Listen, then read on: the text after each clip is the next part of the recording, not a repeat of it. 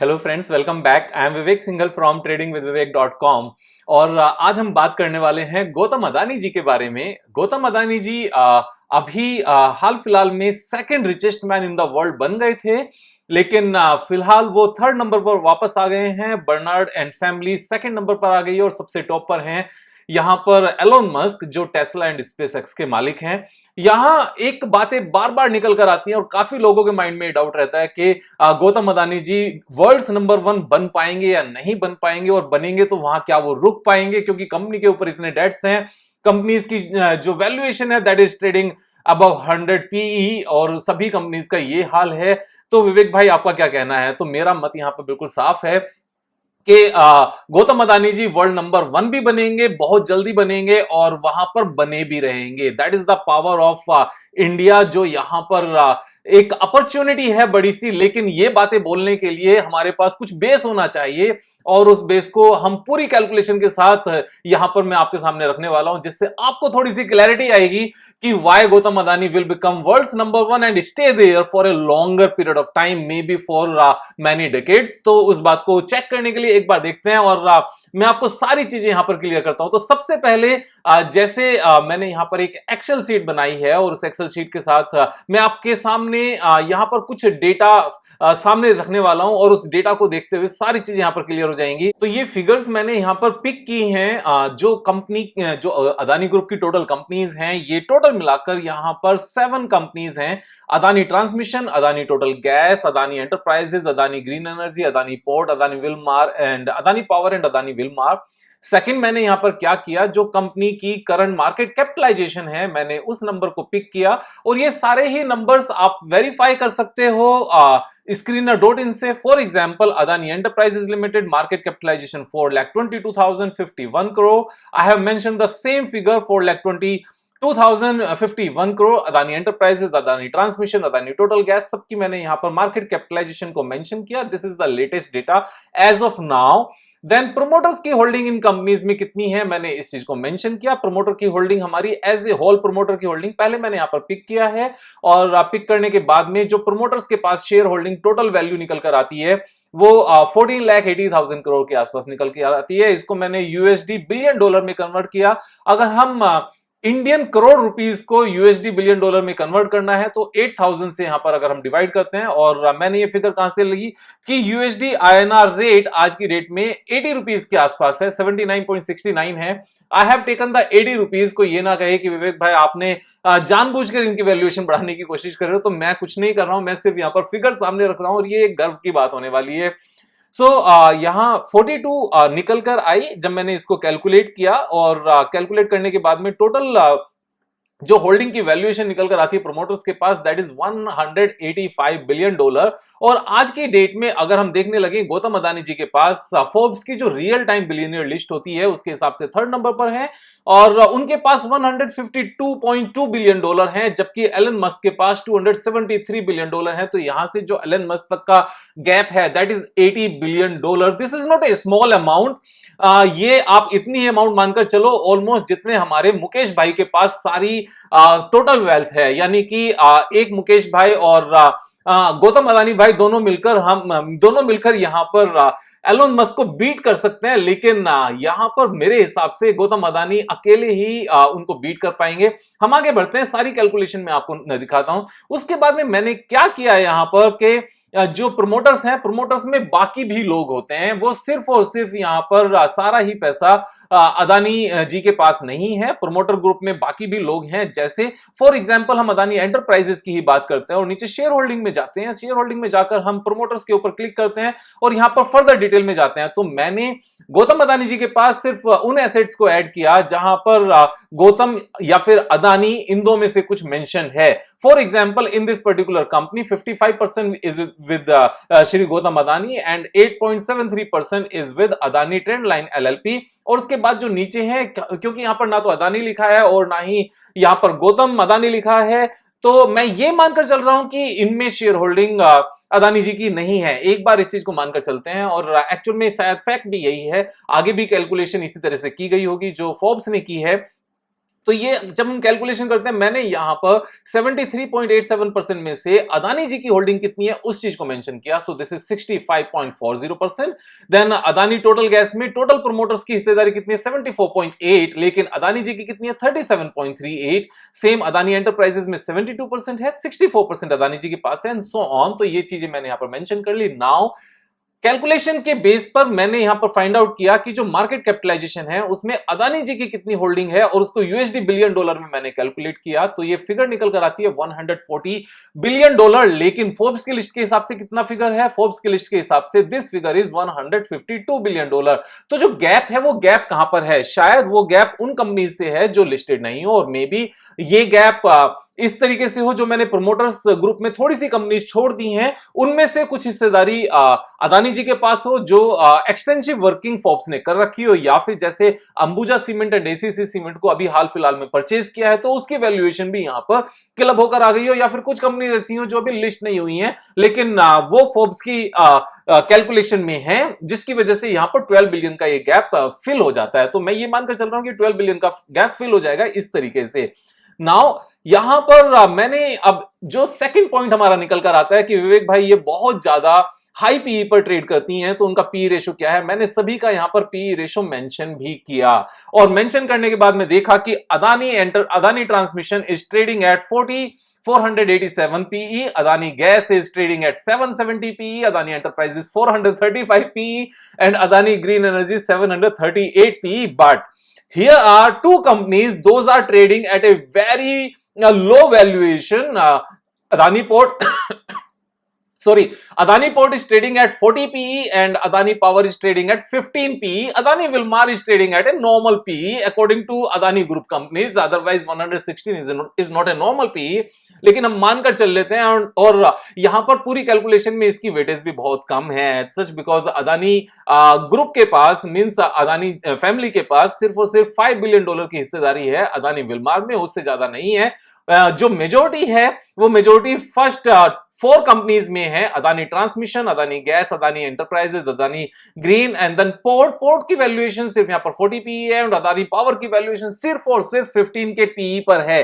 Now ये companies इतने high PE पर ट्रेड कैसे कर सकती हैं, इसके पीछे की एक सिंपल सी कैलकुलेशन है कि यहां पर रिटेल पब्लिक के पास शेयर होल्डिंग है कितनी। रिटेल पब्लिक के पास अगर हम अदानी ग्रीन एनर्जी की बात करने लगे जिसमें $25 बिलियन की हिस्सेदारी है अदानी जी की, उसमें रिटेल पब्लिक के पास सिर्फ और सिर्फ 1.6% हिस्सेदारी है। अदानी ट्रांसमिशन में 2.7% हिस्सेदारी है। जैसे यहां पर अदानी एंटरप्राइजेस हमने ओपन किया हुआ उसमें 2.69 है। अदानी एंटरप्राइजेस में हम शेयर होल्डिंग पैटर्न में ही नीचे जाते हैं और यहां पर देखते हैं पब्लिक के पास कितना है 6.22%, और पब्लिक में भी यहां पर green enterprises investment RSC limited के पास कितना है 3.53, यानी कि जो बैलेंस बचा, बैलेंस हमारा सिर्फ और सिर्फ ये 2.69% बचा।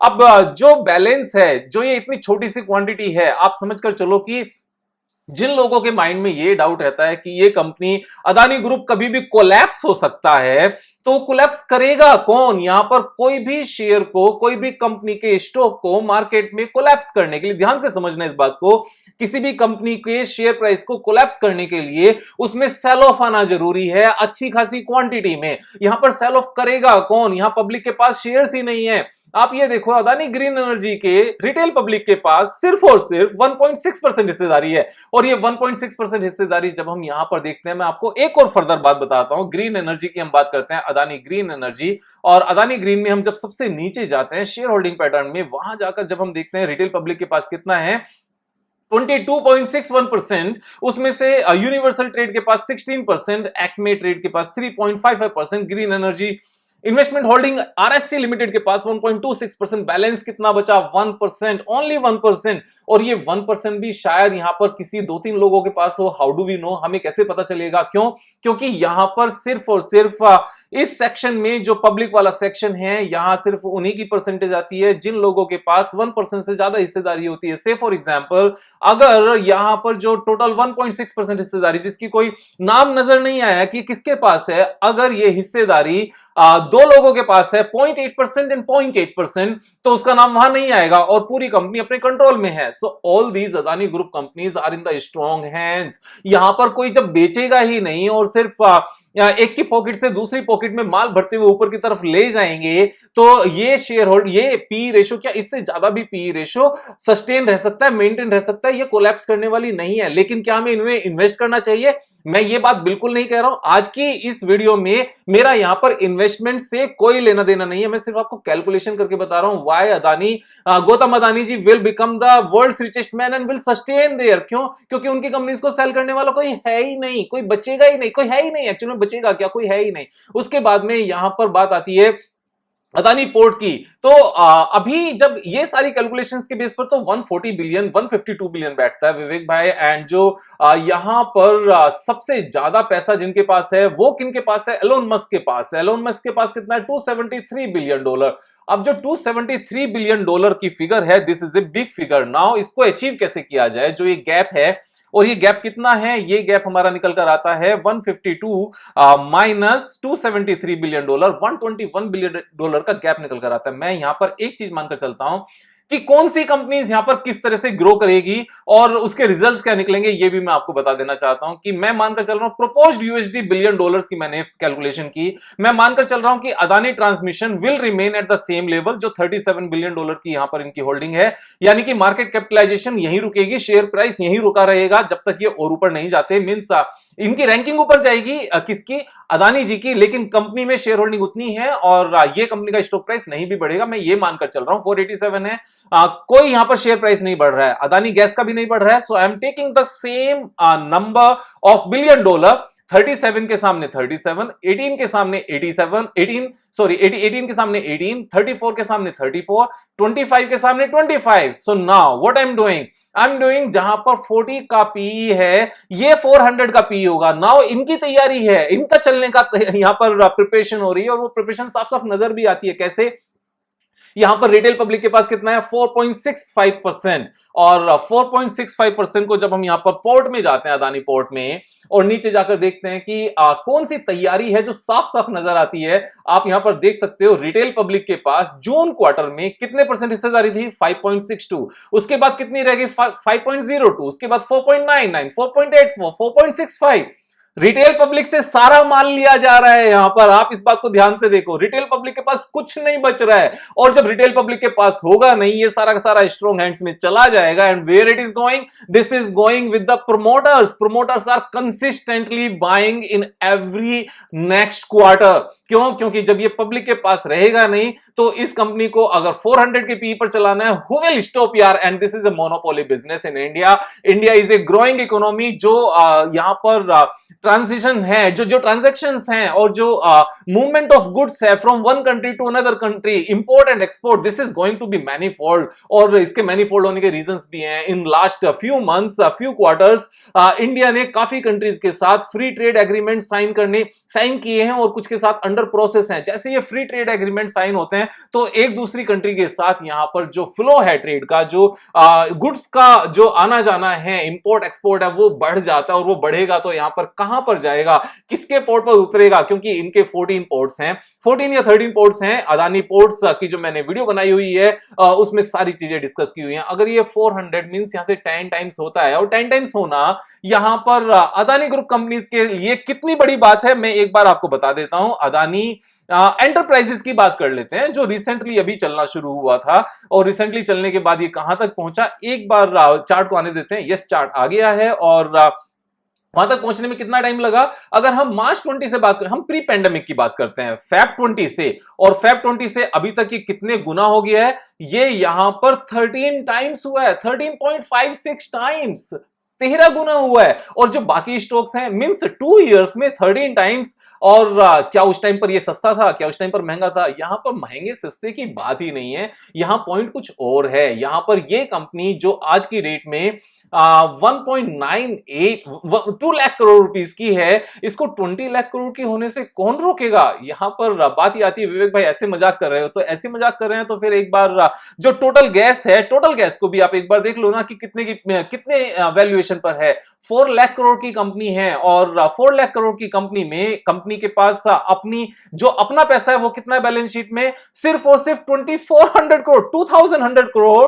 और वैल्यूएशन कितनी है? 4 लाख करोड़ करो, तो इस बात से समझ जाओ कि यहां पर ये कितने भी मल्टीपल हो सकते हैं। और मल्टीपल होने के रीजंस क्या है, क्योंकि जब सारा ही अपनी स्ट्रॉन्ग हैंड्स में है तो प्राइस बढ़ने से कौन रोकेगा, इसको क्रैश कौन करेगा, nobody can crash this. And साथ में यहां पर जो अदानी पावर है, अदानी पावर जो 15 के पीई पर है, जब अदानी ग्रीन एनर्जी 700 के पीई पर चल सकती है तो अदानी पावर यहां पर 150 के पीई पर क्यों नहीं चल सकती। बड़ी छोटी सी बात है, ये समझने वाली बात है। तो ये दोनों कंपनी जब 10 टाइम्स यहां से हो जाएंगी, क्योंकि अभी तक 10 टाइम्स हुई नहीं है, और 10 टाइम्स होते हुए इनकी जो प्रपोज्ड वैल्यूएशन आएगी, यानी कि जो शेयर होल्डिंग अदानी ग्रुप के पास बनेगी, वो पहले जो $12 बिलियन है वो 120 बिलियन हो जाएगी, और जो $9 बिलियन है वो 90 बिलियन हो जाएगी। और जो टोटल बैठता है, जो बाकी कंपनीज में हमने टच भी नहीं किया, Adani transmission same valuation, Adani gas total same, Adani enterprises same, Adani green energy same, and Adani Wilmar same, total बैठता है $329 billion.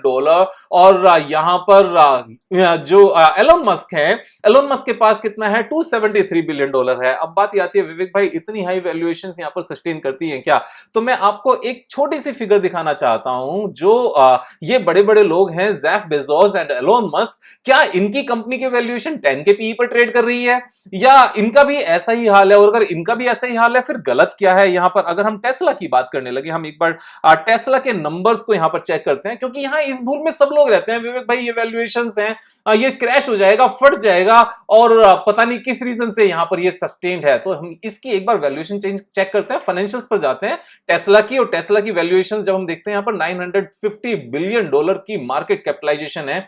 It's a big big number, लेकिन हम यहां पर क्या चेक करते हैं, ये कितने के पीई पर ट्रेड कर रही है, 109 पीई के पी रेशियो पर है। So Tesla is not trading at 25 PE, और हम यहां पर अदानी जी को बात करते हैं कि यहां पर ये 200 पीई पर है। 150 के पीई पर कंपनी कैसे हो सकती है, 400 के पीई पर कैसे हो सकती है? यहां पर जब एक रेस में होते हैं ना, तो रेस में सब ऐसे ही होता है। 110 के पीई पर टेस्ला ट्रेड कर रही है, और ये टेस्ला 100 पीई के पीई पर कब ट्रेड कर रही है, जब ये लाइफ टाइम हाई पर ट्रेड नहीं कर रही है। जब ये और ऊपर थी, 419 का प्राइस था, तो उस टाइम पर इसका पीई रेशियो और भी ज्यादा रहा होगा। Of course we can understand that.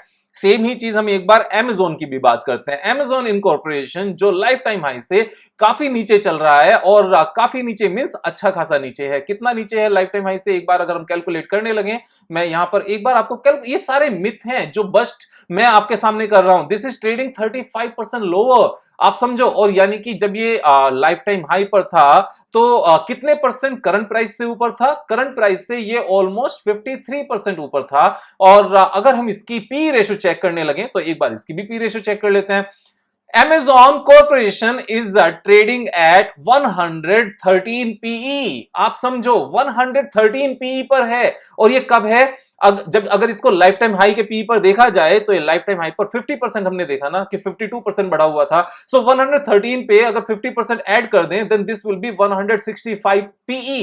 165 PE। अब ये आप बात समझो, यहां पर मैं सारी बातें क्या कर रहा हूं, यानी कि अगर अंग्रेज 165 के पीई पर हैं, then this is absolutely fine, they deserve it. और अगर कोई इंडियन 165 के पीई पर आ जाएगा, no, how can an Indian be become world's richest man? तो ये सारे मिथ हैं। India is not that India now, and who can stop right now means Gautam Adani ji को वर्ल्ड्स रिचेस्ट मैन बनने में। और मैं आपको एक और फिगर बता देता हूं, वर्ल्ड रिचेस्ट यहां पर गौतम अदानी जी साफ साफ नजर आते हैं। And second richest, you know who will be the second richest man? Second richest man will be Mukesh Ambani. और मुकेश अंबानी का भी मैं आपको बेस बता देता हूं, एक सिंपल सी कैलकुलेशन करके बताता हूं।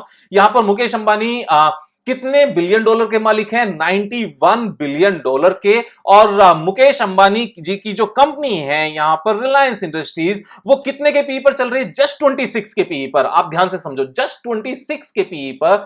और जैसे ही 26 का पीई यहां से ये 52 का पीई होगा, मींस उनकी जो होल्डिंग है it will become 180 billion dollar. यानी कि वो थर्ड रिचेस्ट मैन तो साथ के साथ बन जाएंगे, क्योंकि 183 बिलियन डॉलर किसी और के पास नहीं है। एलोन मस्क मैं कहता हूं सेम भी रह गए, तो भी सेकंड नंबर पर एलोन मस्क, थर्ड नंबर पर मुकेश अंबानी जी।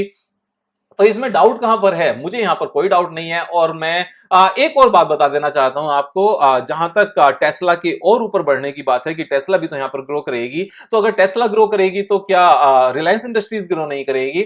और अगर रिलायंस इंडस्ट्रीज ग्रो करेगी तो क्या जो अदानी ग्रुप कंपनीज हैं वो ग्रो नहीं करेंगी? मैं आपको एक और फिगर आपको बताना चाहता हूं, जो टोटल गैस है, अदानी टोटल गैस $770 बिलियन है, लेकिन डेट इक्विटी रेशियो यहां पर बहुत ज्यादा नहीं है इस कंपनी का, तो सिर्फ और सिर्फ हायर वैल्यूएशन है। कंपनी बैड नहीं है। मैं इस बात को पहले से भी कहता हूं कि अदानी ग्रुप की एक भी कंपनी बेकार नहीं है। अगर इसमें प्रॉफिटेबिलिटी की बात करने लगे, this is a profit making company and the profit is growing every year, so where is the risk? The risk is of higher valuation. अब हायर वैल्यूएशन, सस्ता वैल्यूएशन क्यों नहीं होगा? क्योंकि हम यहां पर देख चुके हैं जो रिटेल पब्लिक के पास होल्डिंग है वो ना के बराबर है, और बस यही सारा का सारा गेम है, और यही ये एक रणनीति है। This is not a game, ये एक सोचा समझा प्लान है, और इन्हीं सब प्लान के चलते जो बाकी कंपनीज हैं जिनकी हम बात कर रहे हैं, अमेज़न की और जिनकी हम बात कर रहे हैं यहां पर टेस्ला की, वो भी तो यहां पर 150 के पी और 130 पी, 110 पी, ये कौन सा सस्ते पी पर हैं? और अगर हम बात करने लगे सस्ते पी होते कौन से हैं, तो मेरे हिसाब से अगर एक जनरल सेंस की बात करने लगे, anything above 30 P is not a good idea. तो वो उससे ऊपर ऑफ कोर्स हाई वैल्यूएशन है। क्यों? क्योंकि यहां पर ये इक्विटी है, यहां पर रिस्क हमेशा है। लेकिन इंडिया में इन ग्रुप्स के साथ, इस तरह की बैलेंस शीट के साथ सिर्फ और सिर्फ वैल्यूएशन हाई है, बाकी कुछ नहीं है। हम यहां पर एक और कंपनी की बात करते हैं जिसको लेकर अक्सर बातें होती हैं कि इसके ऊपर बहुत ज्यादा डेट है, उसको ग्रीन एनर्जी कहते हैं, अदानी ग्रीन एनर्जी, जिसके पास 44 मल्टीपल का डेट है। लेकिन मैं आपको एक चीज और बता देना चाहता हूं कि जितना इनके पास डेट है, उसी के अगेंस्ट इनके पास फिक्स्ड एसेट्स हैं, ये हवा में नहीं है। दिस इज नॉट लाइक यहां पर डेट तो नजर आ गया जो 52,000 करोड़ रुपीस का डेट है, लेकिन उसके अगेंस्ट इनके पास कुछ नहीं है। They have real assets, they have real assets behind this, and net profitability is increasing every year from negative 475 crore rupees to positive 500 crore rupees. तो ये चीजें साफ साफ हैं। I am bullish on mister Adani, and मैं विश करूंगा कि गौतम अदानी एंड मुकेश अंबानी भाई वर्ल्ड की रिचेस्ट लिस्ट में आए, और भी सारे इंडियंस निकल कर आए। आप हम सब लोग उस रिच लिस्ट को डोमिनेट करें, यहां पर वर्ल्ड को अपनी पावर दिखाएं। और वर्ल्ड को पावर क्यों नहीं दिखाएं? We do deserve it. वो तो कुछ रीजंस रहे लास्ट के 600-800 ईयर्स में कि हम लोग संभल नहीं पाए, कभी किसी ने अटैक किया, कभी किसी ने अटैक किया, but now the time is changing and we are going to become a superpower. Nobody can stop us. तो यहाँ पर सुनी सुनाई बातों पर ध्यान नहीं देना है। हमने यहाँ पर इस बात को समझना है कि इसके पीछे रीजंस क्या हैं, वो क्यों बनेंगे और क्यों बने रहेंगे। डीप डाउन थिंकिंग की जरूरत है, और ये डीप डाउन थिंकिंग जब हम बुक्स पढ़ते हैं तो जरूर आती है। मैं हमेशा रिकमेंड करता हूं कि डेली बेसिस पर कुछ टाइम जरूर निकालना, जिसमें हम time management, money management, politics, human behaviour और ह्यूमन साइकोलॉजी, ये सब चीजों को लेकर बुक्स पढ़ सकें। और आध्यात्मिकता की बुक्स पढ़ने को कभी नहीं भूलना, क्योंकि इन सब बुक्स को पढ़ने से हमारा माइंड स्टेबल होता है, एक जगह ठहरता है, और ठहरा हुआ माइंड, एक स्थिर माइंड, स्टेबल माइंड हमें डीप डाउन थिंकिंग तक ले जाने में हमें हेल्प करता है। अदरवाइज हम उस लेवल तक नहीं सोच पाते और हम सिर्फ दुनिया की बातों को सुनते रह जाते हैं। ऐसा नहीं करना है। कल फिर मिलेंगे एक नए वीडियो के साथ, तब तक सब्सक्राइब कर लो यार। Thank you so much, have a nice day, जय हिंद।